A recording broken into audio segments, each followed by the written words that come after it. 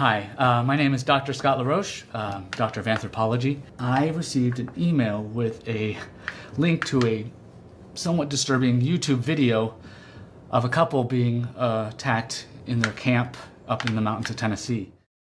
What's up, guys? It's Connor from Bigfoot Anonymous, and we're in the Appalachian Mountains. We've been researching for the past few months after there's been a plethora of cryptid encounters in this area.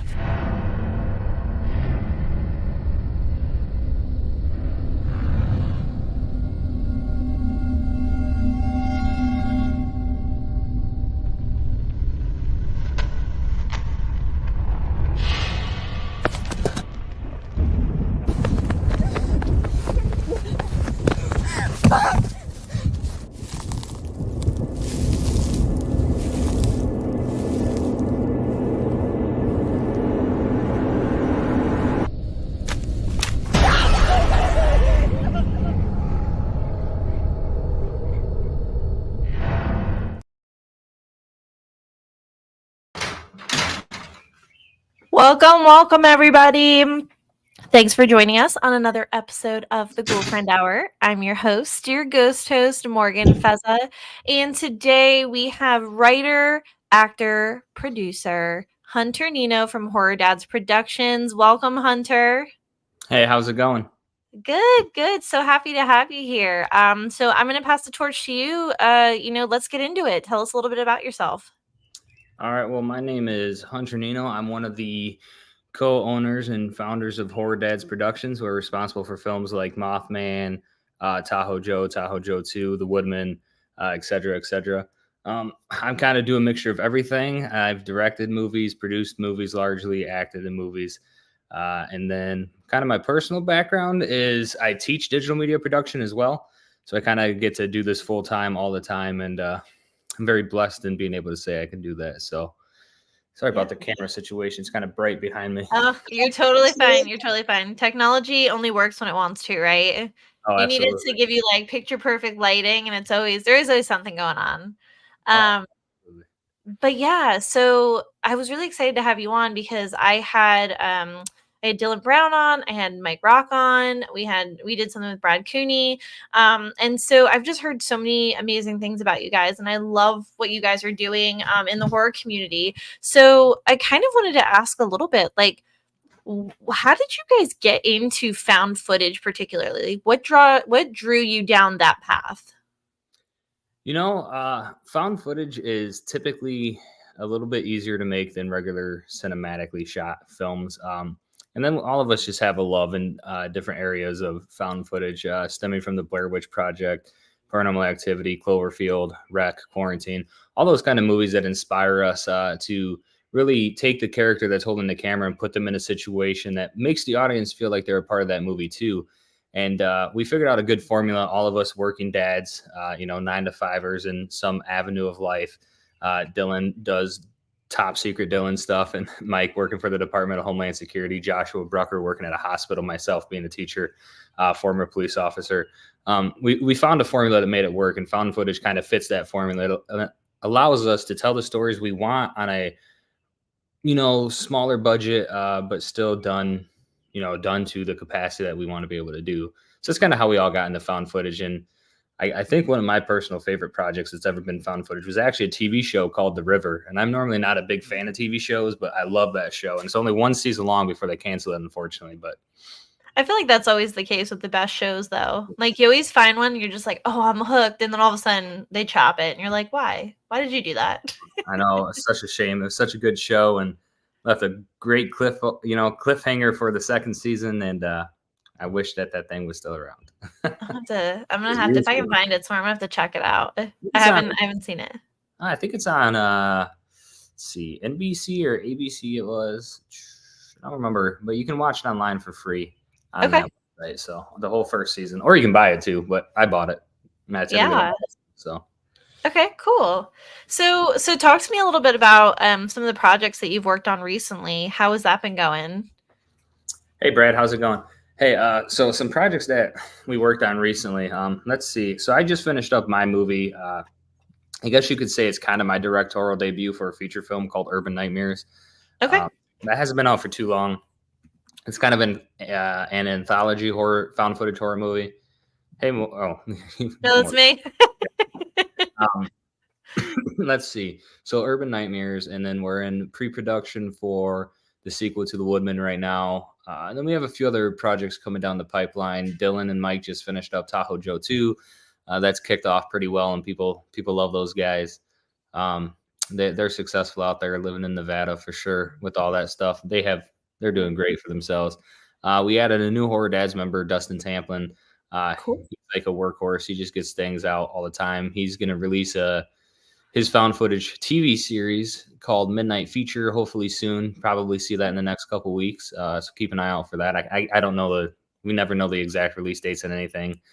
Sometimes we get a choice, but it just depends. So we have a lot of projects down the pipeline. I've got a few things that I'm cooking up too, because I typically don't prefer to direct, but I'm kind of stepping into that realm a little bit more myself personally. So hopefully I can do some cool things. I'd much rather act. I'm kind of like a residential actor for Horror Dads Productions, and I've been in a few other things that aren't Horror Dads related, but Yeah. Awesome. So, I guess another thing that I kind of was like curious about is like, have you always loved horror from like a young age? Like, was that always your thing, or was it something that you kind of got into, like that genre particularly as you got older?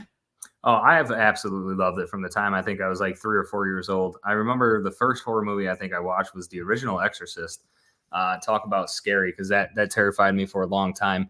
But I think like the first one I actually enjoyed was John Carpenter's Halloween. And so from a very young age, my whole family has been extremely obsessed with horror. My mom loves all the Halloween movies. My uncle always loved like Friday the 13th. My grandma was never a fan, but everybody in my family was always like horror movie addicts. But I kind of was like the one that like took it to the next level. So I get to make movies and act in them. So I'm kind of blessed in that sense. And they all, I don't know how they view me as an actor, really. It's kind of like a weird thing. I'm not famous by any means, but I've got fans. So it's kind of weird when your family interacts with you. So like, I don't know how they take it, me as an actor. So I don't consider myself famous even by a long shot, but Hey, I think everybody's famous in their own way. You guys have like your own, I feel like you guys have such a sparkle. Like, I love the way that like you each have like your own personalities. Like, so far from just meeting you and like watching some of your stuff, like I was like, I love the way that your personality shines through in like its own way. Like, it's just like a fingerprint. Like, I don't know. I think it's unique. So I think you're famous. I think each of you are famous, and you're doing a fantastic job. yeah, hopefully But we can kind of keep that momentum going forward, and you will. You will. Don't say I hope. Say I will. Say we will keep this momentum going forward, because you will. I've got to will it But into existence. see, that's what I'm saying. You got to manifest it. You got to push it out there. But yeah, so does your mom have a favorite movie of yours? I don't actually. I think most of my family, in terms of the one where I was kind of more of a support role instead of, I mean, I want to consider myself primarily a background actor in most of the stuff. I make cameos in a lot of movies, but I want to say unanimously, most of my family likes The Woodman by Joshua Brucker. I just had a little bit bigger of a part in that than I did like both Tahoe Joes. But I mean, like I said, I just got done releasing just a couple weeks ago my Urban Nightmares. Oh, look, that's my mom right there, The Woodman. Um, Hi, Renee. um, but yeah, so they all it's actually MEN, just so you know, for future reference. But they always mess it up. But I think like in terms of I never see there's my grandma. They're both watching. I love it though. But no, I don't know. Let's see. I would say most of them say Woodman, but I don't know how they kind of feel about me directing my own Urban Nightmares. I played a part in that one. That I kind of just was myself with a YouTuber personality in a way. So I don't know. I really like that performance. It feels, I guess, the most authentic to me because I was just myself with a little bit kind of outlandish twist on it, you could say. In Yeah. a way, but I don't know. I'm not as pretentious as I am in that movie in real life. I'm a pretty easygoing guy, so I don't know. Hey, listen, you always get to, I feel like when people get to act, they always get to do like the extreme opposite of like who they are in real life. I feel Oh, like that's the fun part about acting is getting to be like your alter ego. that is definitely a fun part, just being able to be somebody else. Also, the most difficult part because sometimes you have to be vulnerable. And Mike Rock, I'm sure you had a whole conversation with him. I don't know how much of a background, but that dude was in the military, special forces. He works for the Department of Homeland Security, and then myself, I was in law enforcement. Nothing to the accolades that he's done, but really kind of stepping into vulnerability sometimes and putting yourself in danger is something that we were trained not to do if we could help it. So kind of the shift that personality and have to step out of your comfort zone a little bit and be vulnerable or do something that might be embarrassing in front of 15 other people is definitely unique per se. And then I Yeah. hate watching myself when a movie comes out because I judge everything I do when I watch it. I'm like, oh, I could have done this differently, or oh, I should have done that or said this differently, because everything I've done has been improv. I've never actually like sat down and straight up read a script, or not. No, let me rephrase that. Have read a script line for line for a movie that we've done, at least for Horror Dads Productions. Everything's improv on my end. So it gives me that Which I freedom. think is nuts. Like, that's a hard thing to do. Like, I think, like, I wasn't as extreme a drama student, into, like, my, like, later in life, but, like, earlier in life, like, learning about improv and trying to do it, I felt like scripts were a lot easier because you have, like, guidelines. So, like, I remember talking to Dylan and Mike about that and them saying the same thing, and I was like, "That's so crazy to me, like, how natural improv just, like, comes to you guys, because that's a really like, people practice that because that's a hard thing to kinda master, and for you guys to make it look so, like, clean and easy peasy, I'm like, "Who are these men?" I'm like, I'm not convinced that this is just natural. I'm like, "You guys must practice this." But you Uh, guys do an awesome job at it. That's crazy. yeah, we just kind of show up and go with the role. Honestly, I do. I don't know if the other guys term it this, but I call it ghost scripting. And basically, my definition for that is a script that has a beginning, middle, and end, and it's up to the actors to connect those 3 points in some capacity with a knowing that there's going to be a challenge that happens. So, I mean, I don't know. I guess normally we just show up with somewhat of a game plan, but we just go for it and see what happens. And I mean, most of the time it's 1, 2, 3 takes, and that's about it because we just move on and we work so fast. And like I said, we've kind of developed a formula in Horror Dads Productions to just keep things rolling on such a smooth, incline and decline from, working up and then working down in the pre-production or post-production phase. And just kind of getting things done. It's such a cohesive effort. We all have like the same mentality and mindset in terms of working and work ethic, which is great because you never find that with people anymore.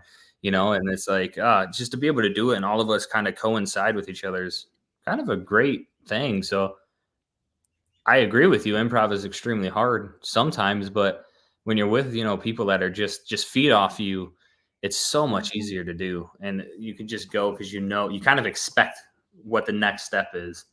Um, Absolutely. Chemistry and synergy are just like so important, especially when you're working on stuff like that. Cause I feel like the camera, you know how they always say, oh, the camera adds 10 pounds. I'm like, the camera also picks up vibes. Like, it's all about, like, when you're on camera, you can tell if people just don't vibe together. oh, Like, I've watched things before and I'm just like, I don't know that this was, like, the best choice to put these people together because, like, you can tell there's, like, tension or, but, like, it's nice when you have people with just, like, that great on-set chemistry and synergy, amongst one another because that's the magic behind cinema. I mean, what do you think about that?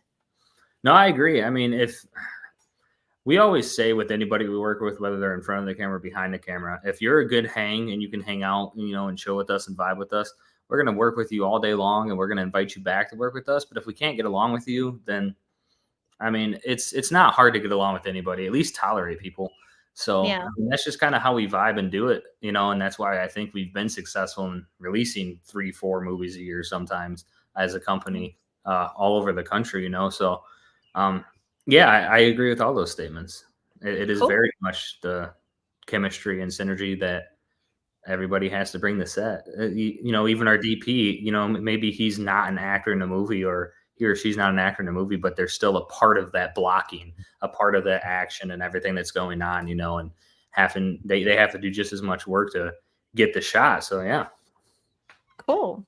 I mean, yeah, I do commend you guys because I like it's hard, like I said, to find a team that works really well together to do improv, and especially like for found footage to look like you have to like fake it till you make it, but look real. You know what I'm saying? And it's like that's also really hard. And I think a lot of people don't think about that either, is like making found footage look good is a challenge. And so I just think it's really neat what you guys are doing and how well you do it. So you guys got an amazing thing going on. And I'd love to kind of talk about like the behind the scenes, give us like kind of describe to us what does a day in the life of horror dads look like? When you guys are kind of brainstorming or coming up with something new, and then you kind of get into action and start putting, that making that plan a movie. I mean, what does that look like? That process and then actually filming. Yeah, so most of us are in a group chat with each other, and we talk every single day. We're not just business partners up front. We're friends too. I mean, we consider each other brothers just because we talk so often. I mean, I have friends, in person, just like everybody does, and obviously I've worked with all the dads, but there's just such a cohesive bond between us and such a understanding that happens. But a day in the life of horror dads, like maybe we'll toss a movie idea around back and forth and we'll all kind of comment on it and see, where it goes, whether it's going to be feasible, if it's going to be too expensive. Dylan Brown was one of the people that kind of said a quote that I really enjoy. He always told us, never write what you don't have. And I think he heard that from a guy named Dutch who made the Horror in the High Desert series. Don't quote me on that, but it's what he told me one time. And he said it was something that inspired him. So when we sit down and in these group chats and we're kind of discussing what our future plans are, or where we're going to go, or what our interests are at the time, we all kind of play off that same idea. If it's too extravagant or going to be too expensive, we hone each other in and we wrangle each other in. But if it's going to be feasible and doable and we can accomplish this and we can go out and do these things, then it's let's go for it. Now let's fine tune those things. And we can spend quite a while in pre-production, just depending, but once actual production is happening, it can typically be 4 or 5 days long, and that's it, because we just go Really? and we go. Yeah. I want to say the Woodman was like a week at most. I wasn't there for the whole time because I was doing something when they first started filming. I couldn't get to Blue Ridge, Georgia, the day I wanted to. So I think I was like 2 days late, 3 days late or something like that. And I was there for 4 days or 5 days or something. We were done. Wow. And it moves so fast. And Dylan and Mike have very much weekend warriored a lot of stuff. They'll get together a weekend here and film, a weekend there and film, and they'll get their stuff done. And they'll call, maybe they'll call us or FaceTime us or just send a message in the group chat. And we all just kind of participate in those ideas. It's why we're all listed as producers on each other's project, not because we're horror dads, but because we all contribute something to every production, whether it's the acting or story writing or poster creation. And then that's kind of a cool thing too. We all operate a little differently. I operate on concept. So I like to think of something. And then when I see a poster for it and I can see like, okay, I've got an image of how I want this movie to feel like tonally and the vibes and everything I want to bring to the atmosphere. I can work a lot better off that. Whereas maybe one of the other guys is, oh, I need to write it all out and then I'll see if it works. Or maybe I could just brainstorm a few connecting pieces and then boom. But that's kind of like a day in the life. And then once production happens, it's done. And then when we're editing and it's all post-production work, it's just sending video clips here and there and getting suggestions from the other guys like, hey, does this work? Or should I change anything? And then we kind of just sit down and talk about it. And eventually the movie's done and we all watch it and we either say we love it or hate it or this needs to be changed. Eventually we get it to a distributor and boom, out to the world it goes. And it's just such a good flowed effort. Every day we're talking about something new. I mean, heck, if we did all the ideas we've ever discussed, we'd have 5,000 movies out there, But that's the best part about, I think, filmmaking and like, especially with having a group of you guys, is just the creativity.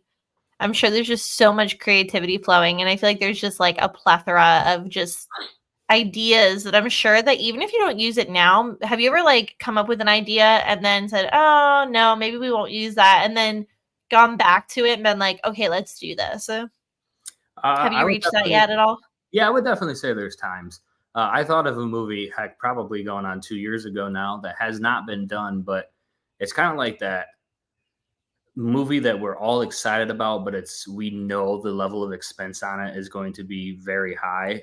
But we circle back to that same idea all the time. And it's like, okay, when we do this, we're doing it. And it's just a matter of getting to that point. And I would say within the next couple of years, we'll eventually do that movie. And when we do, I hope it blows the roof off the place, because we want to make a statement. And I thought of it conceptually, like I said, just probably about 2 years ago.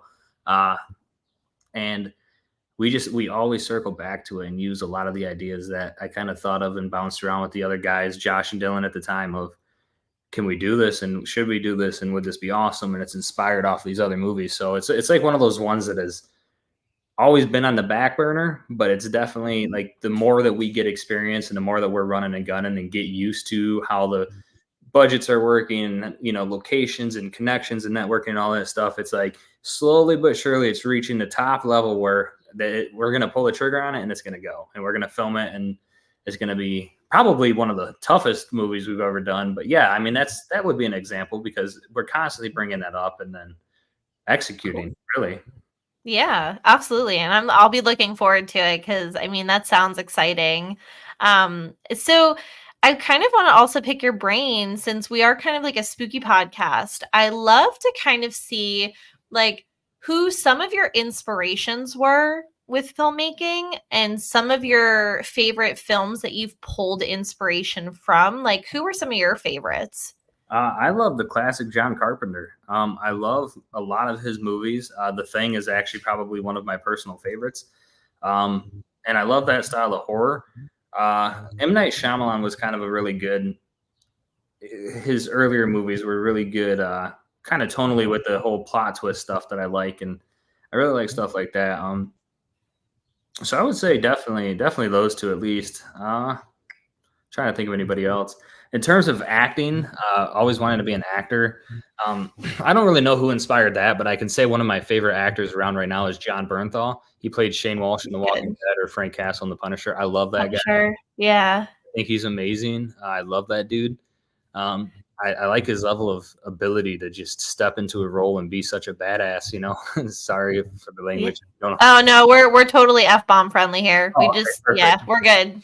But yeah, I mean, he really inspires me rather, to want to pursue acting and keep going with it. I wish I could get more jobs as an actor, honestly. I mean, I don't know, but I wonder, like, so how does that work with like being an actor? Do you pretty much just create kind of like a portfolio, and then a lot of people have reels, so they can showcase their ability in some way. I actually don't have a reel. Never made one, never desired. Boy, what are you doing? You got to get yourself some reels. I totally should. Josh actually made me one, but I've never used it or presented to anybody. But I would say largely in terms of being an actor, it's all about selling yourself, networking, and making connections. It kind of goes back to what I said earlier. If you're not a good person to hang out with, people just aren't going to invite you to anything. But if you can be a good person to hang out with, this might be a little controversial, but I don't believe in pay to play. I won't ever pay for a role. A lot of people run crowdfunders to where somebody can buy themselves a role on a movie. I don't believe in that. Nothing against it. I think it's a good strategy. It gives people that experience, but that's not my level of acting. I don't want to be an actor that has to pay. I want to be an actor that people just kind of see and enjoy and fight, or I can audition and maybe get something, I think it takes the fun out of, like, I don't know, like, preparing and then, like, setting your stuff out and, like, getting that role. Like, I don't know. I feel like there's something fulfilling about that. No, there definitely is. When you land something and you hear a yes from somebody that believes in you and believes in the ability you have to bring to their production, there's no greater feeling than that, because they trust you. They trust you to carry their vision, especially, a director. Or if they do go through a casting director, I mean, same thing. They know every parameter to look for. And again, there's nothing wrong with people that pay for the experience, but that's just not me. I want to earn, my way, and I want to do something with it. If that'll ever happen where I can be a much bigger actor than I am now, who knows? But I'm slowly but surely getting more and more things, or doing bigger and bigger things. I mean, I can't talk about it, but I just did like a background thing for like a really big studio. It was nothing like where it would be like, oh my gosh, but it's a foot in the door somewhere, right? So I mean, yeah. Absolutely. And I feel like it's important, like you said, you get the experience and you kind of like just, work your way up. But I mean, that's an amazing accomplishment. So congrats on that. Oh, thank you. I appreciate it. I'm trying my Yeah. best. So, Yeah, so listen, that's all you gotta do. Keep grinding away, right? We grind away, we chip at it. A boss of mine always used to say, she always used to refer to the Shawshank Redemption. She'd always say, we're chipping at it with a plastic spoon, and one day you're gonna get there. It just takes some time. So you got this. Oh, absolutely. I've never lost sight of that goal, and my family, for the most part, everybody supports me at this stage in my life because I've made the decisions and have been successful. I mean, I have over 50 IMDb credits, but I want, I still want more. Like, I don't know what it is that I'm seeking per se, but I just want to be able to do it and constantly enjoy it, no matter at my age now or my age 30 years from now. I'll still probably be doing the same thing, especially with the dudes I'm already working with. But Absolutely.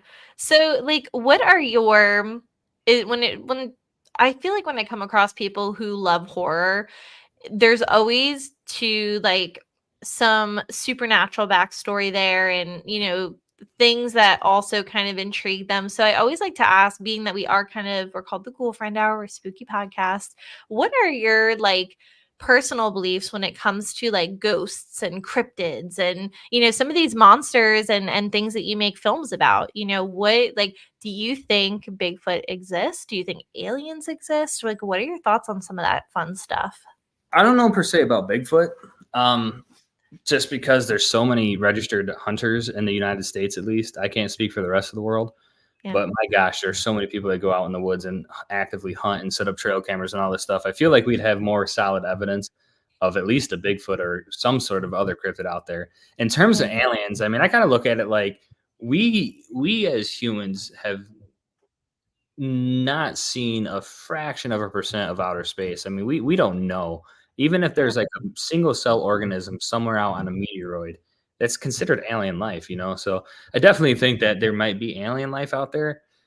In terms of ghost, I've always been a skeptic when it comes to ghost. However, uh, I kind of grew up in a segment of an old hospital, and Oh, there was things that I guess would happen that couldn't quite be explained, but I always kind of look for the plausible thing, especially when I entered law enforcement.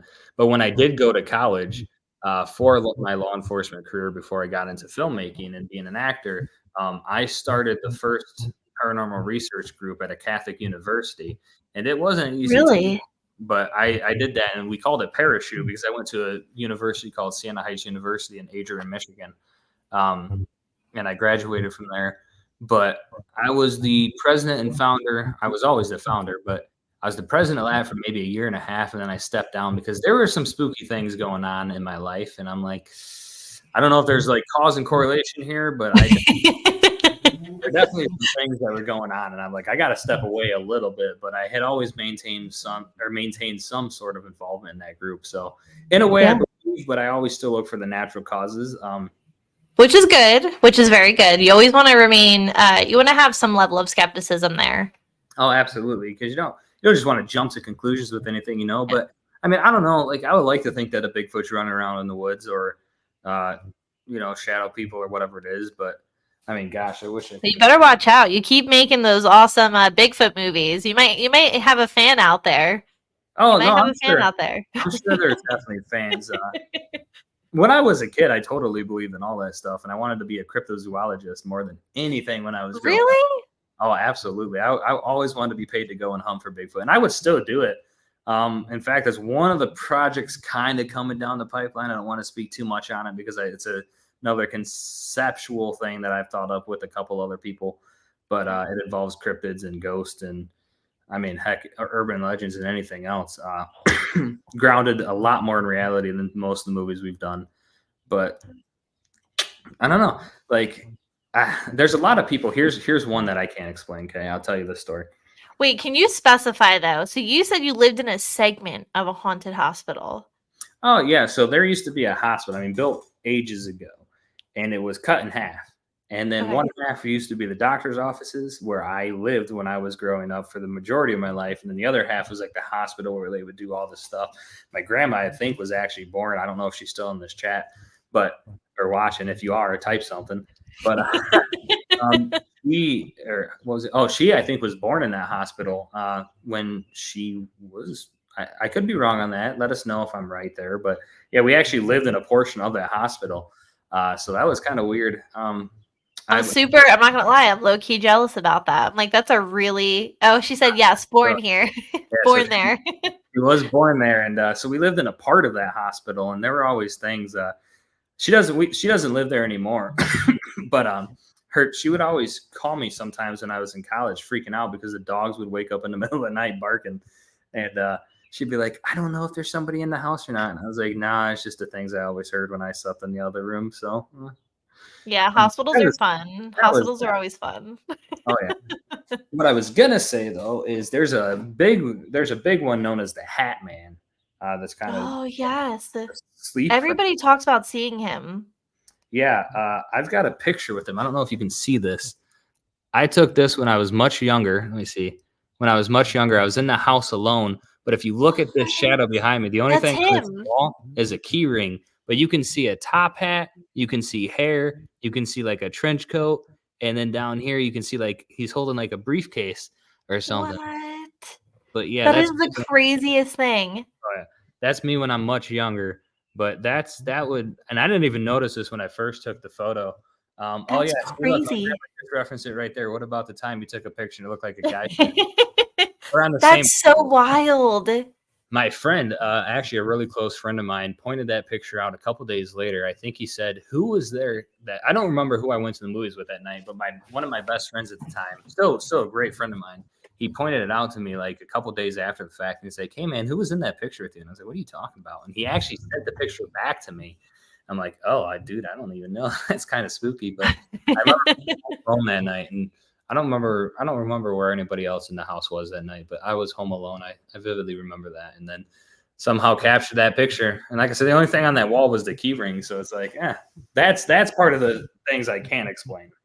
So you want to know something really funny? I am actually doing I'm starting to get into paranormal investigating, and I've been sensitive ever since I was little. So I've been on I always do these little kind of like my own research kind of quests that I go on. And right now I'm currently searching up experiences and stories from people who have seen the Hat Man or the Witch, Oh, wow. because I found this correlation that, you hear about people talking all the time about seeing the Hat Man. And then apparently, it happened when I had John Bullard. Have you ever heard of the House in Between? Yeah, Brad Cooney was a part of that, correct? Yes. Oh, yes. I'm sorry. I'm like, yeah, of course. I'm like, Brad. So Brad, when I had John on, he was telling me that in his book, when he was little, he had seen this witch, and it was the first time I'd ever heard about that. I personally didn't have an experience with the Hat Man or the witch, but I had friends that did. And what was crazy to me was this the first time I heard about the witch. And then another guest that I had on, that I was talking to, he had said to me, yeah, when I was little, I used to have this recurrent dream about this witch, and she would chase me and then would kind of fade off, right? And I would wake up before she would get me. And I'm like, okay, that's weird. And then a couple of weeks after that, I'm literally sitting at the dinner table with my mother-in-law, and she was like, really the scariest thing that used to happen to me when I was little, she's like, I used to have this dream about this witch, and she used to chase me. And I was like, I'm like, you were the third person. I'm like, is this like a Hat Man phenomenon? So it just thought it was crazy because I have been kind of like researching it, and I didn't realize how many people have seen the Hat Man or have seen this witch. And I'm like, I don't know. It's kind of freaky. It's a little spooky that it's either one or the other. And I'm trying to figure out right now. I'm like, why is that? What do these people have in common? So I thought it was funny when you brought that up. I'm like, that is so crazy that you have that picture. It's just so tangible. Yeah, I still cannot explain that. Like even now, like studying digital media production, or not studying, sorry, teaching digital media production and all the experience I have, I don't know what in the black and white photo at that point would have cast such a harsh shadow in the background just during just a selfie. And I'm sure that's like a Snapchat filter or something to make it black and white. I mean, I don't even know, other than I was home alone, but like, it's hard to explain. Like, yeah, there are effects and everything you can do, but like that had to have been over a decade ago, So I mean, I feel Yeah, like, when like they were kind of basic. yeah. So I feel Yeah. like things are a lot more advanced now to be able to maybe pull something off like that. But then I don't think a lot of people were trying that. I'm pretty sure, JC Penney was still taking family photos. I don't know. But I had to I throw it down. can't. But But but yeah, I mean, there's that picture. But yeah, I mean, a lot of people talk about the sleep paralysis demons, and I remember in my bedroom in that same house, I had that dream one night of a sleep paralysis or something going on. Now, what does it have, man? I don't know, but I remember waking up, not being able to move, and a just dark, very negative energy being was holding me down on the bed, and I couldn't move. And then when I woke up and finally was able to wake up and, kind of collected myself again, I shifted my bed around to a different part of the room and never had the dream again. So, really? yeah, I don't know what it was that time. I'm typically not an anxious person. I've always just kind of had confidence in a lot of different things. So I wouldn't consider myself nervous or anxious to be able to kind of explain that away. But I mean, Yeah. who knows? Like, who knows? That's cool though that you do those studies, because kind of seeing the similarities, maybe there's something that happened in people's lives where they Yeah, I love psychology and stuff, and I'm sure that like did you have to take psychology for law enforcement when you were in criminal justice? Because I thought that was one of the classes. Because I know I had to take it in college. I took like 2 or 3 different psychology classes, if I remember correctly.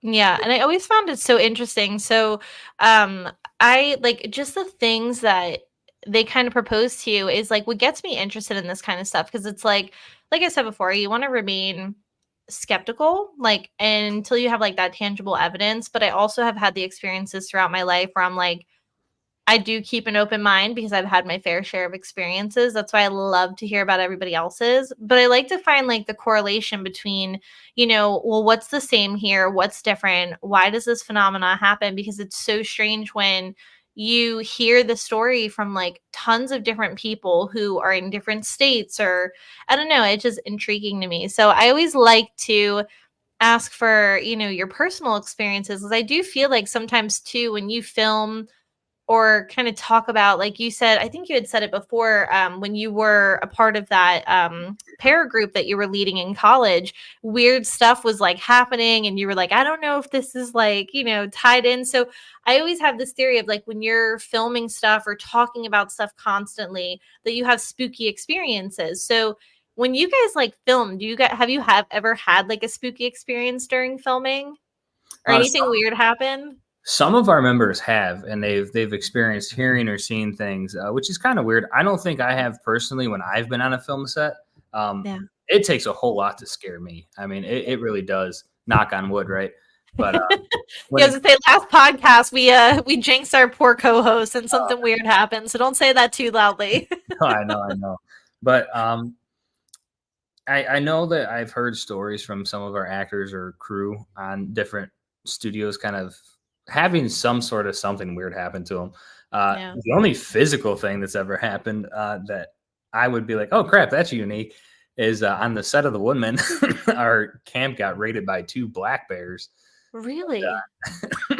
I remember I was sitting in the living room watching a movie with Elsie Holt at the time, and we were hanging out, and then a couple of the people ran in and they were calling me like, Hunter, come outside. And I'm like, what's happened? I thought maybe somebody got hurt or, who knows what I thought was going on, but I ran outside. The director, Joshua Brucker, shout out to him. I don't know if you ever had him on your show. No, I want to get him on here so badly. He's a great guy. I think you'd love him, but he's like my homie. But man, I remember I ran outside and he's like, dude, we just had 2 black bears, like, I don't know, like 5 foot from him or something. They came right around the corner where him and a few of the other actors or whoever was sitting. And he made some noises and scared him off. I was like, what'd you guys come get me for? I got something like, I don't have a gun on me, It's funny, but We still have that on video too. Tyler Horner, our DP on the set of The Woodman, I think he was able to catch it on video. Somebody was able to catch it on video, and I remember like actually seeing the Bears, and then Josh like kind of go over there and off. It was a funny time. But no, in terms of creepy stuff, we have had people, not me personally on set, but yeah, we have had people say things. I don't know. I always just think that's so interesting because you hear about like haunted stage sets, and Yeah. so I always love to ask about that. Like, did you have anything weird happen? Because like you said, you hear the stories about people who are filming and like they have nightmares or sleep paralysis or like weird stuff starts happening and then they stop filming and everything's, Yeah. kosher. Yeah, definitely. When you were saying that, I had a story pop in my head, but I lost it. Gosh, I wish I remember what the heck I was just about to say. It'll come back to you. It'll come back to you. No, but that's funny you bring that up because I do believe in kind of like the more you talk about things, you kind of will them into existence almost, or maybe not will them into existence, but the more you focus on something, the more likely you are to see that thing, if that makes Yeah. sense, or experience that thing. Like if you're always thinking of positive energy and positive vibes, then you're going to pay more attention to the people that are giving you compliments on the street versus if you're always thinking of the negative things or the stressful things, then you're only going to see or experience the negative and stressful things in life. So you kind of got to, it's all up to interpretation on how you are as a person, how you think. I'm always in the mindset of spooky because I love spooky, whether it's going to haunted attractions or scary mazes or watching scary movies. I mean, I'm sure my wife is sick to death of the amount of scary movies. I mean, that's all I watch. Did she start out as a horror fan? And is she slowly like She liked horror movies, and then when I started getting into this, it's very much I've kind of forced her to watch things that she would never watch. Like she hates gore, Yeah. so I made her watch all the Saw movies because why not? All the Wrong Turn movies because why not? Yeah. But Yeah, I'm sure she gets so sick of it because I mean, mind you, I'll watch other movies. I'll watch a good comedy movie every now and again or an action movie. But if if I have buddies come over and we're gonna hang out for the night or we're just kind of sitting around drinking a beer or whatever it is that we're doing, I'm putting on a scary movie because that's where I find my happy place is watching scary movies and the blood, Yeah. guts, and gore, and all the spooky things. I've seen way scarier things in real life than what you could ever experience in a movie. So I mean, I don't know. It just kind of goes on the mindset of that. And it's funny Yeah. to see people make all the wrong choices. I want a horror movie to where people make all the right choices and still die, or something like that'd be kind of unique. So nobody steal that idea. I'm gonna patent that. I'm sure. So it's funny. It's funny that you say that because you used to be in law enforcement. So my husband is in law enforcement, and he gets so mad at like movie injustice. Like he hates the Stranger movies. Okay. Like hates them. And so like the new one came out, and I'm like, well, there's not really much else out. I'm like, we have a chance for a date night. My mom's watching the baby. I'm like, let's just go see it. And he's like, is it going to be like the last ones? I'm like, I don't know. Let's just give it a chance. And he just is like, he just hates it. He's like, I can't. He's like, they make all the wrong choices. He's like, there's never any justice. I haven't seen the newest one yet. I want to. I've heard a lot of mixed reviews about it. 50-50. 50-50. I definitely like it because I'm like, oh man, I just know like what a smart person would do in a situation, I guess, where maybe something like that would happen versus somebody that's just completely helpless and clueless. But you gotta have those stakes be amped up a little bit because it is a movie, right? And we need entertainment. But. Yeah, a little cat and mouse. Like I do say, like if the girl doesn't, if the girl just gets in the running car and just leaves, then there's no movie. If she doesn't trip and fall and give you a panic attack for 5 minutes while she tries to pick herself up, there's no movie.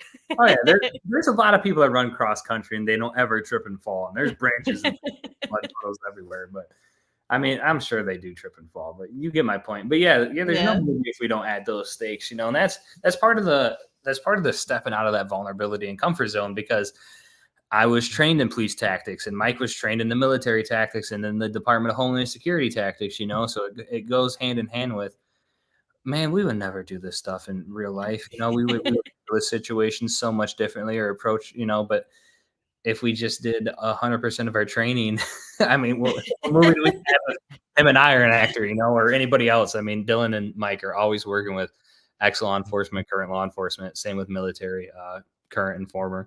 So Yeah. it's always unique, I guess, to watch and judge. But that's why I like Tucker and Dale versus Evil so much. If you've ever seen that movie, one, it's hilarious. It's I have. classified as a horror movie, but my gosh, Tucker and Dale versus Evil is hilarious. Those guys were just innocent. It was pretty funny. Yeah, and that's kind of I like those satirical horror movies like Cabin in the Woods and Tucker and Dale versus Evil. Those are good, and I like revenge horror movies too, like The Last Yes. on the Left or I Spit on Your Grave. Like those movies where there's vigilante justice in a way that gets done is always fun. Don't for any viewers in the future, don't take matters into your own hands. That can be very bad, but Yeah, we can't we can't advise that.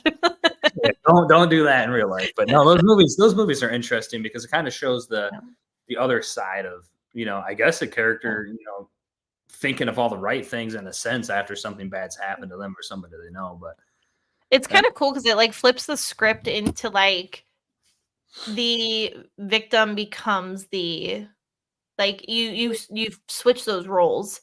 Where like the Last House on the Left is what makes me think of that. I mean, that movie was extremely hard to watch in the beginning, so I have to skip some of that. But like when you get to that like the vigilante part of it, it's very satisfying because it's like you go from these villains who they had so much power and they to these like please don't kill me, and it's cool to see the role reversal.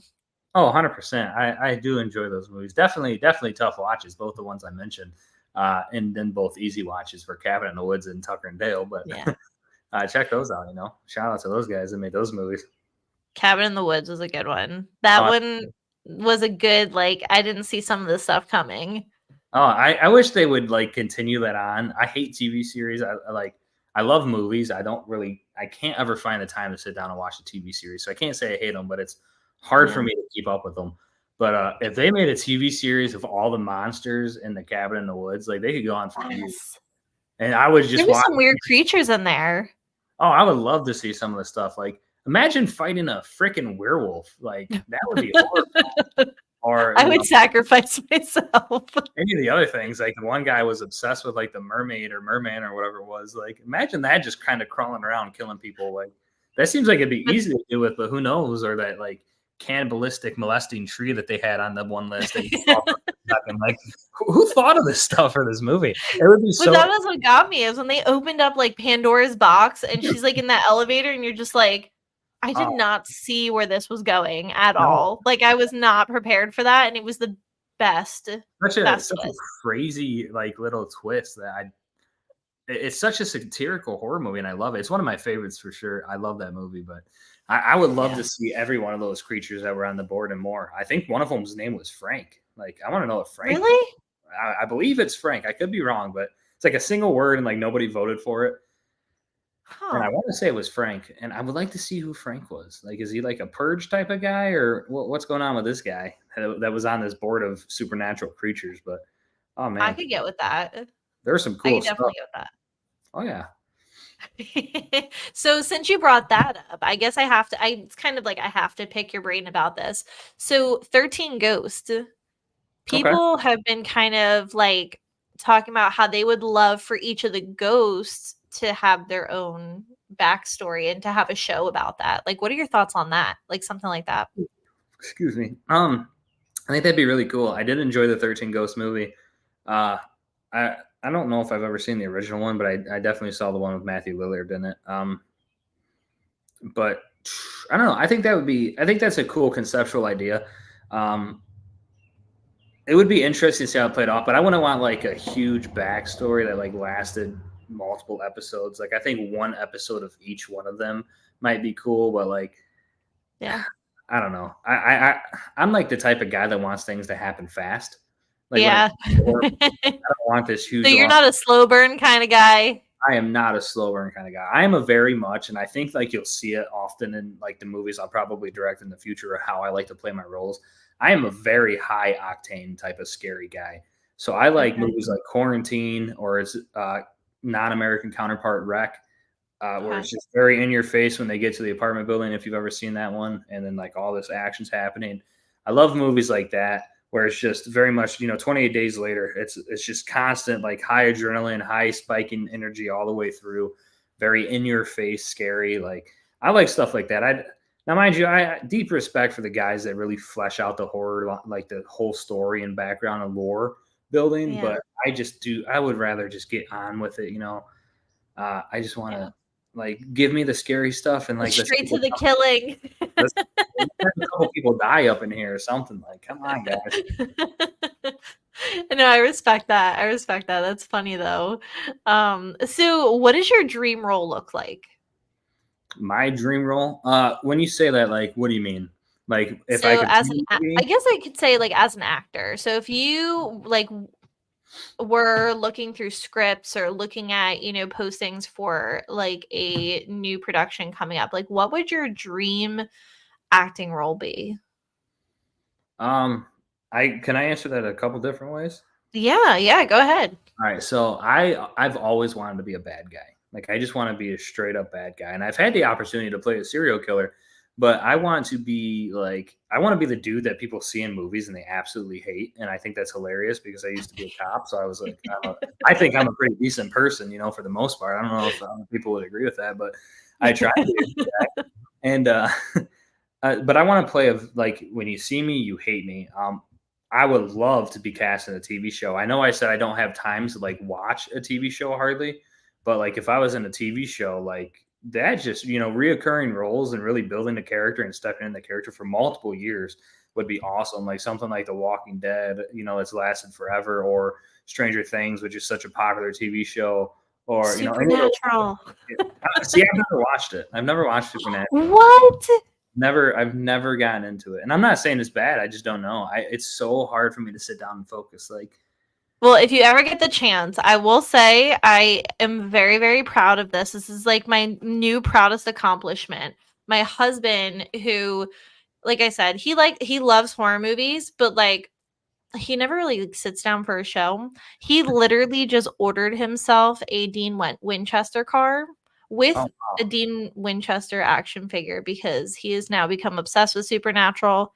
Oh, see, your mom's on the same wavelength. She said she loves it too. She said, I love Supernatural. It's one of those like shows like once you get into it, like I will say there is a little bit of a lull that I kind of fell into when you kind of get towards like I want to say like season 10. I think there was 15 in total. So it is a long show, but if you love like just that traditional werewolves and cryptids and ghosts and that first, I think the first like 5 to 8 seasons are probably like my favorite, but you have to at least at some point if you're ever able to get into it, watch it cuz I think that you would really love it.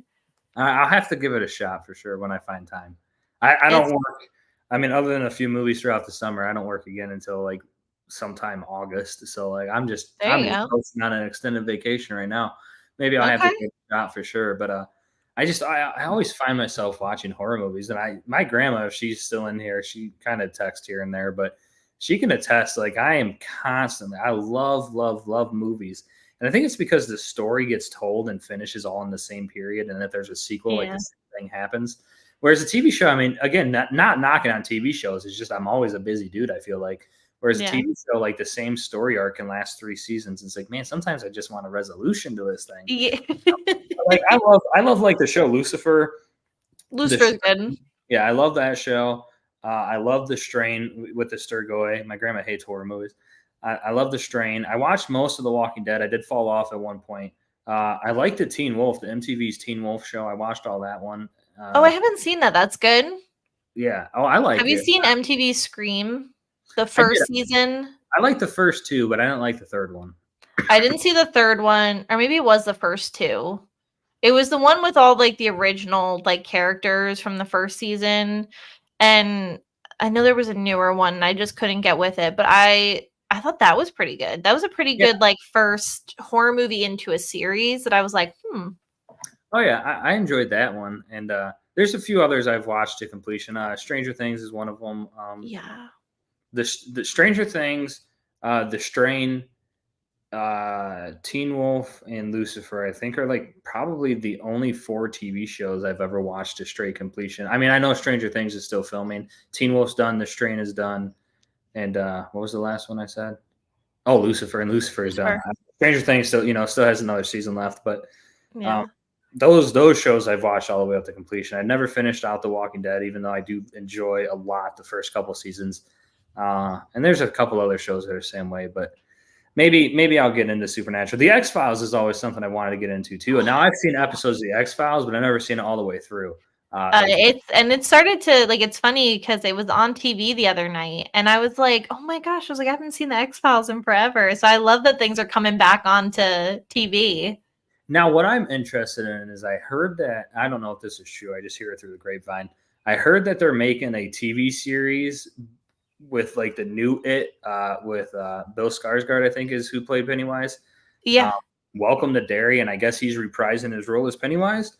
So that might be really interesting to watch because, I mean, I love the first one. Yeah. The second one I think was a little weaker. I think most people agree with that, but if they made like a cool TV show about that, I would definitely get behind that for sure. Yeah, I agree with that. I did see that and I thought that would be cool. But did you also hear that John Carpenter, they're going to be making a Halloween series? I'm interested to see. I'm nervous because I've like, and I think most can agree with this, like being big Halloween fans, like the original, nothing can ever really be done like the original. And there's been so many made, but I think it would be cool because I feel like the movie has they've tried to make the movie in so many parts to make this story like make sense like continuously, if that makes any sense. Like I don't know how to put that into words, but like to see it in a series, to fully see that thing from beginning to end in like a series sequence, I think could be a cool concept. I mean, what do you think about that? I think it could be. Again, it kind of goes back though. Like I do get annoyed when like there's something that's really, really well done as a movie, and then they try and make a TV series out of it. Like I Know What You Did Last Summer. I think the movies are awesome. I've always been a fan of them, but I heard the TV show was just dreadful. And now I don't know because I've never seen it, and so it might be awesome and I might enjoy it. But it's like sometimes you just got to leave certain things alone. And I think Halloween is at the point where like because I love that man. But I think like at this point in time, just let Halloween Ends be the end of Halloween. At least Yeah. if we're gonna do it, like wait 30 years or 20 years or 15 years or something, and then reboot it if you really want to, whatever. But I don't know. Like I just don't think all the time transitions from movies to TV shows work. Like they're doing a Friday the 13th one too. I've heard. Are they really? Called Welcome to Camp Chris or Welcome. What is it called? They're just really bringing like all the classics back, like as shows. Yeah, there's some crazy things going on with TV shows, and again, it's awesome. My dream role would be to be cast in a TV show as like a main character, or at least a strong supporting character, because it's reoccurrence and job security for as long as the show lasts. Yeah. Or get killed off, I guess. But I mean, I would love to be in a TV show, and heck, maybe this little interview right here will get me, banned from being in a TV show. I don't know. But no, I mean, I don't know if it works all the time, like sometimes I think movies just need to be movies and TV shows need to be TV shows. Like if you're going to start a TV show, awesome. And I think movies can come from that. But if you're going to start a movie and then do a TV show, I don't think that always works, if that makes sense. Yeah. I think it definitely has to have a certain tone to it to work. Like I said, like Scream, I felt like the first season was done really good. And I was like, oh man, I love this. Like this was great. But you enjoy that. Also, like there's certain horror villains that I feel like Scream is pretty much just like a serial killer in a costume. So it could be anybody. Whereas like when you start to kind of get into like Michael Myers or Freddy Krueger's or Jason, like there's a supernatural aspect to it. So it's, it's tough. I knew you were going to say that. Josh and Dylan, I'm sure they'll probably watch this at one point. They always make fun of me because I strongly argue with the retconning of Halloween into the trilogy that was just done. They explicitly made him not supernatural, and nobody can take a beating like he did in Halloween Kills and then just come back and fight that many people and kill them. It's impossible. Yeah. There is no supernatural. They delayed the aspect of the supernatural and they killed him in the last one. Spoiler alert, right? Yeah. But it's like that just doesn't happen. It's not supernatural, or maybe I argued that it was, and they argue that it's not. I don't remember what the whole story all the time.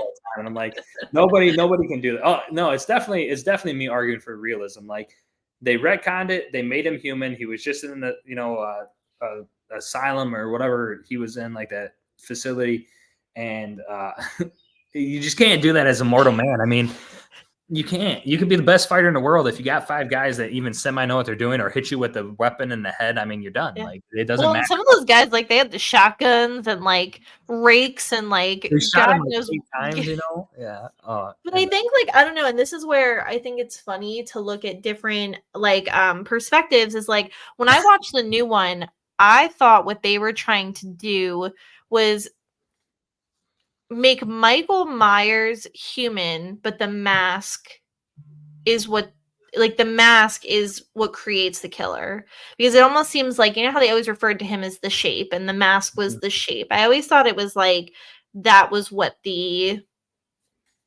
magic was, because he didn't step back into his role as Michael Myers until they brought the mask to him.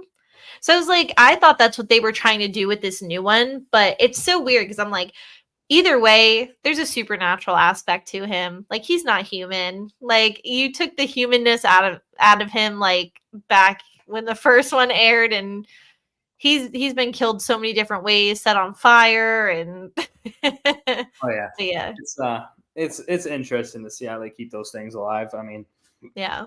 you know, it's imagine being William Shatner, having that be such a popular movie for over 40 years, and Just your face. yeah, just an altered Halloween mask of his face. Like, what an honor to be that dude, you know, and just kind of live with that. But That's pretty cool. And I can't see, did you ever see that they compared it to Mariah Carey's face too?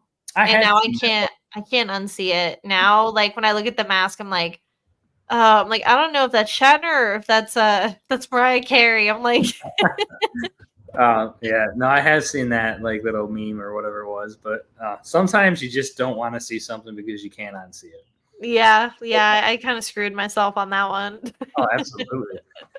But yeah, so back to horror dads, because I know like we got on like a little horror tangent there, which I absolutely loved, by the way.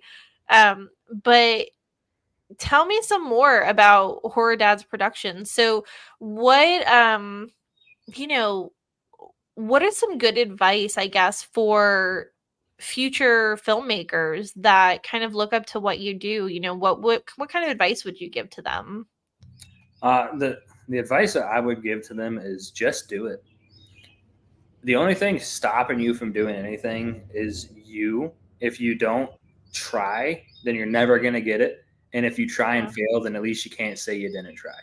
So, like, if you want to make a movie, go out there and make a movie. Pick up your iPhone, pick up a handheld camera, go out there, film a couple scenes, plug it into a computer or some editing app, and edit something together, even if it's complete garbage, and just get it out there. And then you're going to have the experience and you can say you did it. And like 95% of people that trash on movies all the time have never even attempted to make one. So it's like, you got to have thick skin. It's like, just go out there and do it and get it done. Even if it's a short film or a feature film or whatever it is, do it, be proud of it in whatever capacity that you can be, even if it's crap. And then just use that experience and continue on. And then you're going to get better and then better and better and better and better the more and more you do it. Nobody starts at a level of greatness. Steven Spielberg was a kid once. He's a mastermind in movie making because he went out there and made a movie and he kept making movies. You know, same with the best actor in the world, whoever that may be. The dude or woman couldn't act at one point in their lives, but they went out there and they tried it and they took classes, or maybe they didn't, and they got better and better and better by doing. So if anybody wants to make a movie, go out there and do it. A guy that is a pretty cool guy, his name's Brandon. He just made a movie called Himalaya, and it's on right now.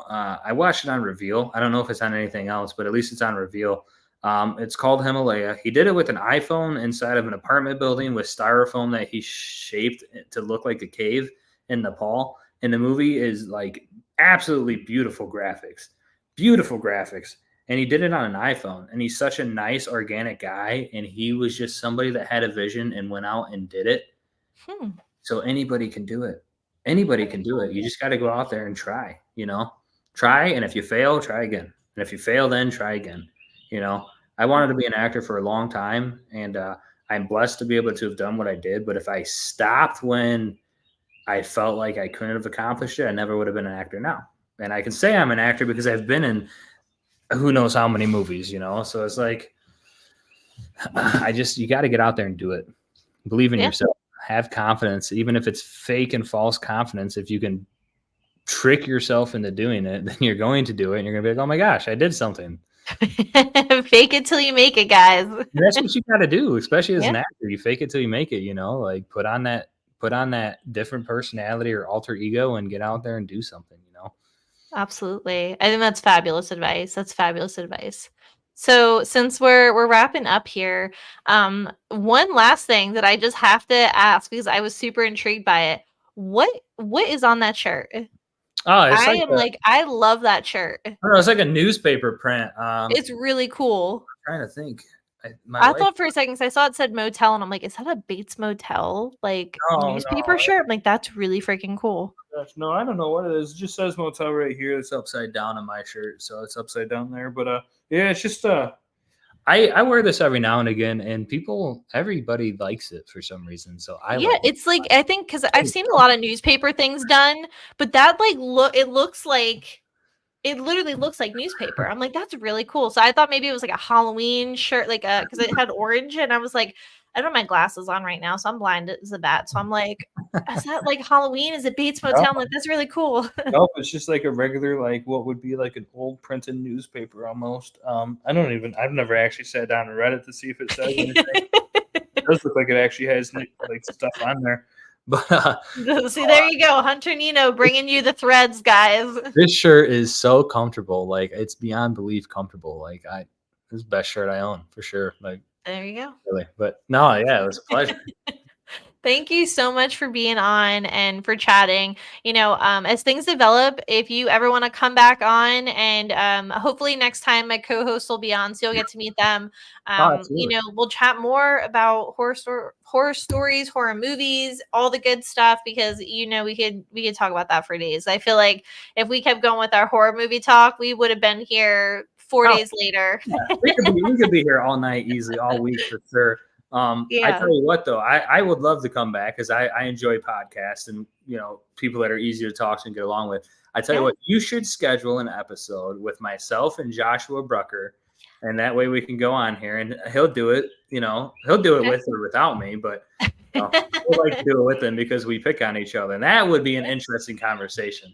I would love that. I would love that because I literally was eyeing him up, and I'm like, I gotta get him on here, and I'm like, I gotta talk to Brad. And so yeah, I would love that. So if you wanna group chat the guys and say, hey, let's get another podcast episode in and get y'all together. Whatever you want to do, let's get you guys back on because I always have a blast when I have you guys on here. So we'll talk more. We appreciate it. And when the other guys were on here originally, they said it was a great time, and it was good. I think they had your co-host on with them too when they did it. I could be wrong. Yeah, I think maybe I'm wrong though. But either way, we've done a couple episodes, and I'm like, I don't know if that was Brad or if that was with all three of them. But yeah, I think that would be a lot of fun to have us all on here, and maybe even one night we could do like a question and answer. I think it would be fun to maybe we talk some horror dads and then maybe just open it up to guests to kind of get on and chat with you guys and ask questions.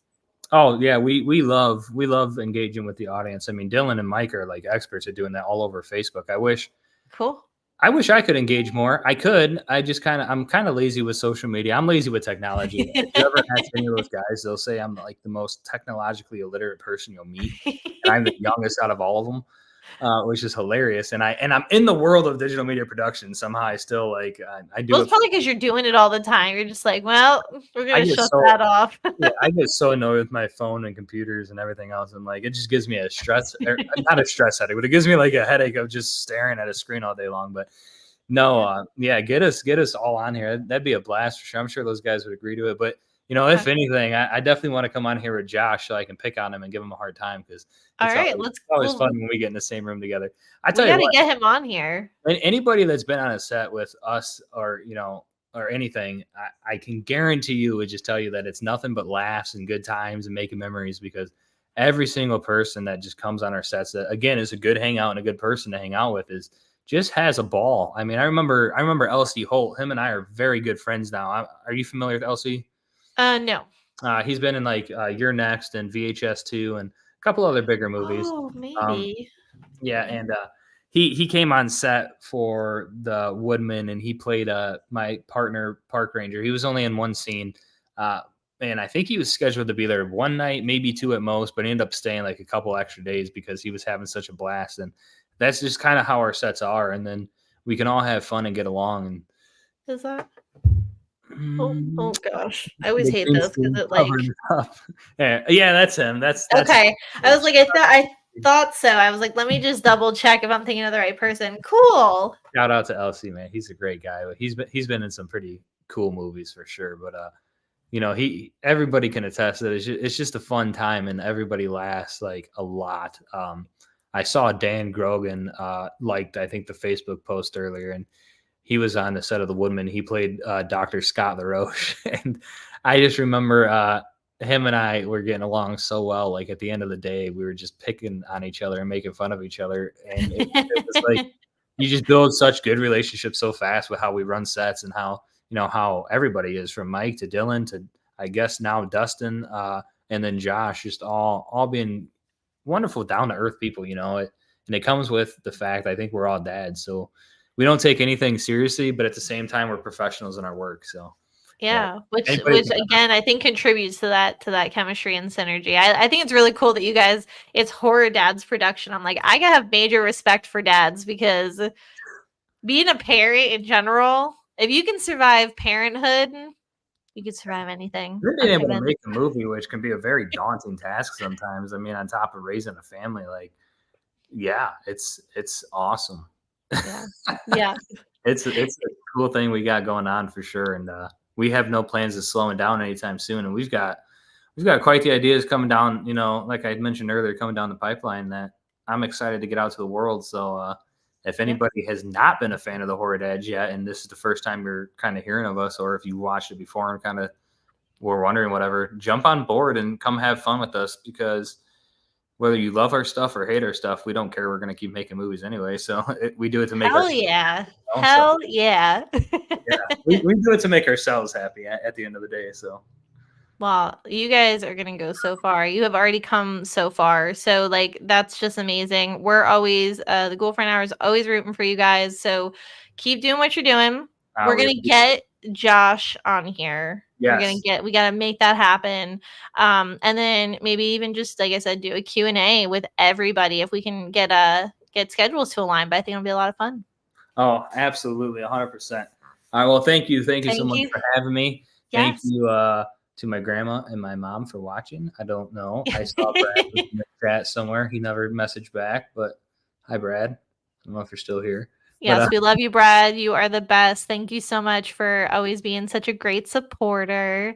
But yeah, shout out to your mom and grandma for being awesome in the comment section. I did want to add I think it was your grandma. She said, "What about the time you said something grabbed your ankle and you fell down the stairs?" okay. So You want me to comment on that real quick? yeah. Tell us about that real quick. I remember, let me see. I think it was maybe my sophomore year of college. I ran home to grab something, and I walked upstairs, and it was the bedroom that was next to mine, which is like at the top of the steps. The door is like right to the left. I don't know if this is the right, however the camera orients it. But the door was like right at the top of the stairs to the left. I went in, and nobody ever liked sleeping in this bedroom because it was always like either too hot or too cold or something crazy was happening there.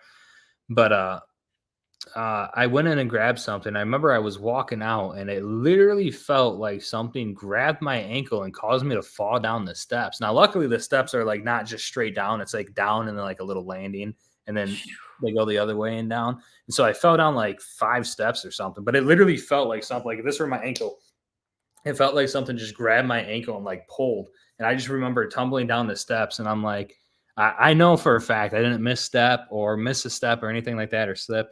Like it straight up felt like something grabbed me. But again, it goes back to the skepticism. Like, how do I explain it? I don't know. I don't know how I explain it, but it did feel like that, So one of my favorite stories of all time is everybody that was my friend growing up. If you don't mind if I tell this real quick. No, tell us. everybody that was my friend growing up all knew that I lived in that place, and I would always tell them, yeah, it's part of an old hospital, and they would be like, oh my gosh, it's crazy. I remember one day, this friend of mine has passed away, so rest in peace. His name is Brandon.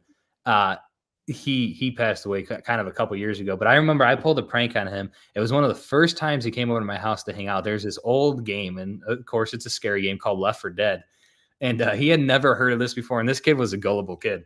So I told him that if you die in that game 3 times in a row, or like 3 times, if you die 3 times while playing that game, that's how you die in real life. And So you pulled a stay alive on him. I did, and that's exactly what I was going to say. Is I just watched that movie. I remember it came out roughly, and I watched that movie, and I felt like I would mess with him because he'd never seen the movie and he's never played this game. It was the first time he's played this game.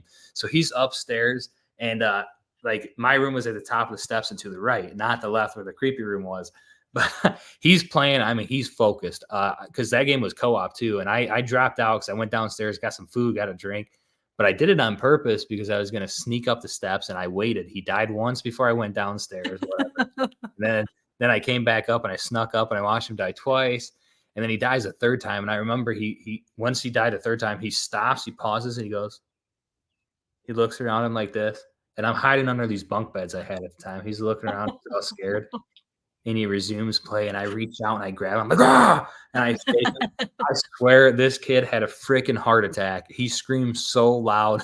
Oh my gosh. Rest in peace to that kid, because I love that guy to death, even to this day. But oh man, it was one of the funniest things ever. And it was just because everybody always had that perception of me living in this house. It was so easy to get away with people. So everybody that has ever met me in real life will tell you that I am a practical joker. I pull jokes on everybody all the time. And it's just who I am. So note to self, if I ever meet you guys in real life, I need to come with tricks in my bag. You're gonna have to, because somebody's gonna mess with you, or you're gonna have to bear mace some bear, because apparently Josh is a bear magnet or something. Hey. But, yeah, no, it's Josh. I'm gonna bring him a can of bear spray as a joke. I'm just gonna be like, look at my you grandma need down this. here saying, especially their grandmother. I'm always messing with her. She probably thinks I hate her sometimes. Love you to death, Grandma. Her name's Kathy. I called her non-grown up, but no, she is one of my favorite people on this entire planet. I say one of my favorite because my kids are my favorite people. But but no, I love it though.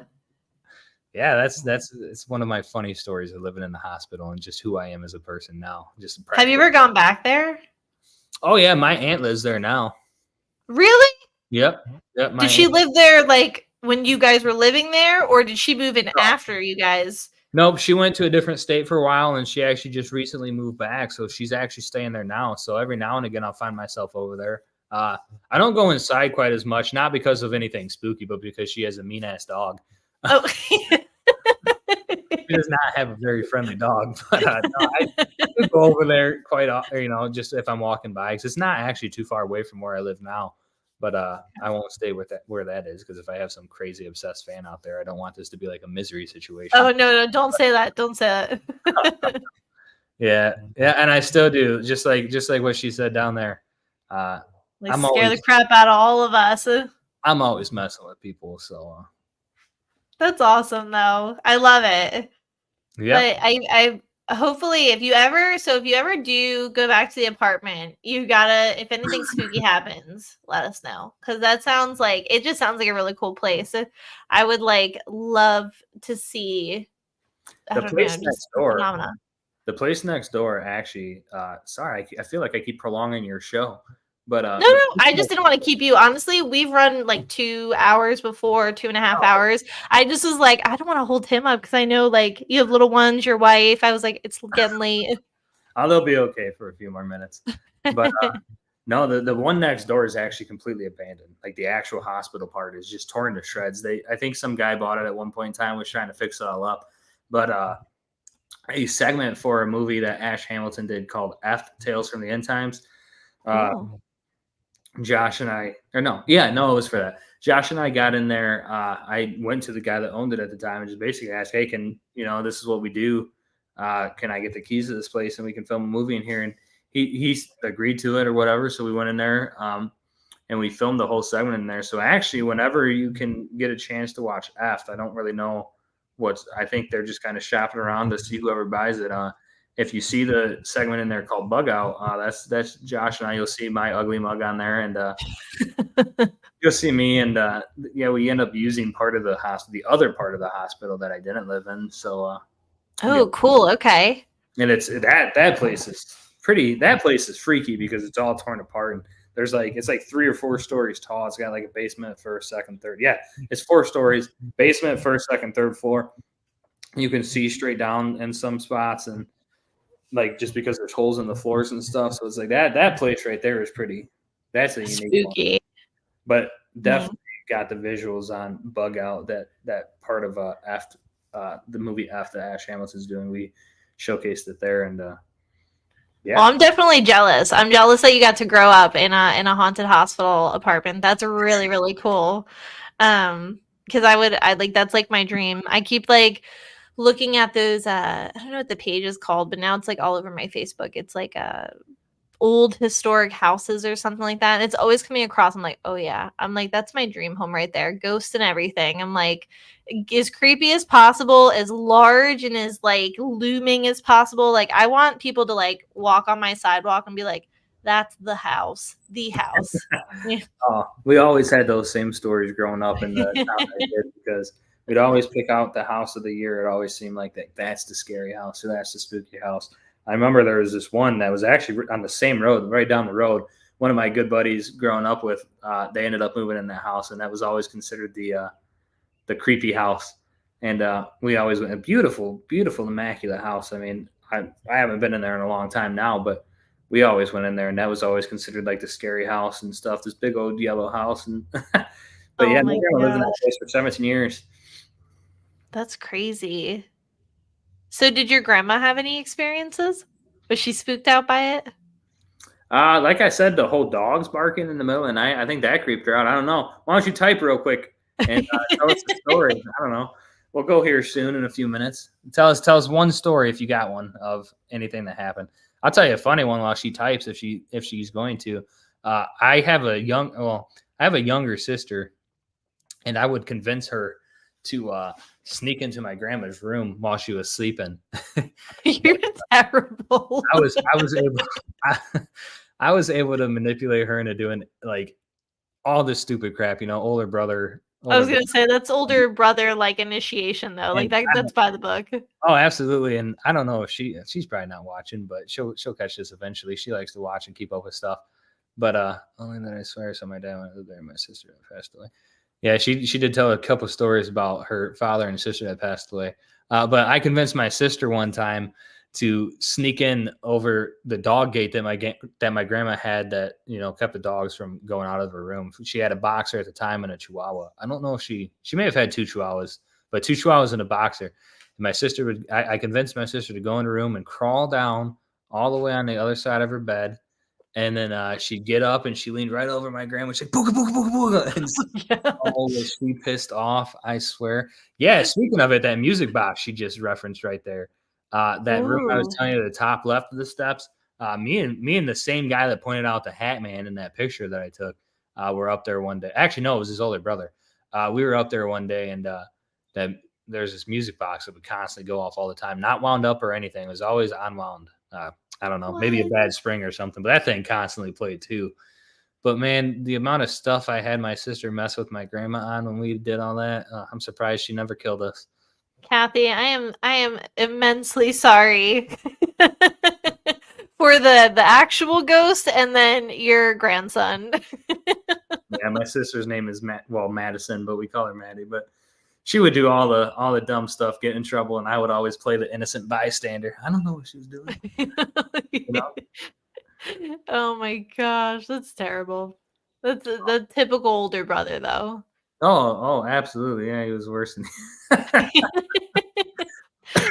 So Hunter's grandma said he was worse than the actual ghost, but I love him. So I think that's cute. Even though you tormented the crap out of her. There's no love like a grandmother and a grandson. Oh, absolutely. Absolutely. And I feel bad for my wife and my kids because now I just torment them with all this my stupid I was antics. gonna ask that next. I'm like, your poor wife. I'm like, do you scare her all the time? Oh, I try my best, and I still do it to everybody if I'm over at their house or they're over at mine, or wherever I am. I'm always like, I don't know how they live with me. I really don't. I am just I try and have fun. Oh my gosh.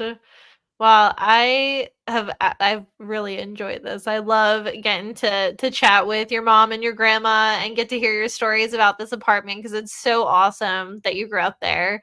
But yeah, I'm really looking forward to doing a crazy episode with you and Josh.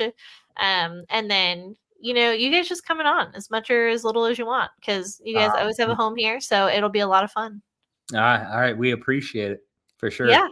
Absolutely. So I'll chat with you soon, but we have a saying that we close with every time. We've changed it up a little bit, but we always say, until next time, everybody, stay weird. So if you want to give tonight's send off, until next time, everybody, All right, until next time, everybody, stay weird. stay weird. Thanks, everybody. Have a good night.